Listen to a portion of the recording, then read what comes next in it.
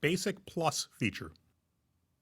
The Basic Plus feature permits you to make creative adjustments while shooting in one of the basic zone exposure modes, such as portrait, landscape, close-up, and action.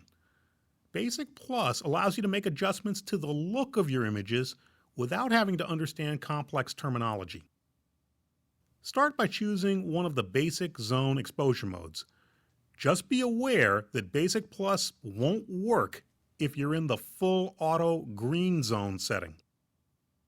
Press the Quick Setting button and use the inner multi-controller to select your adjustment type. An on-screen menu will give you control over 3 sets of parameters: shoot by ambience, effect, and shoot by lighting type or scene type. For starters, there are 9 shoot by ambience options.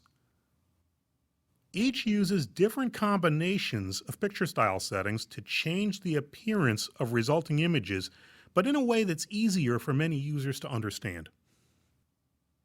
The strength of each particular effect can be adjusted over a 3-step range: low, standard, and strong, using the inner multi-controller.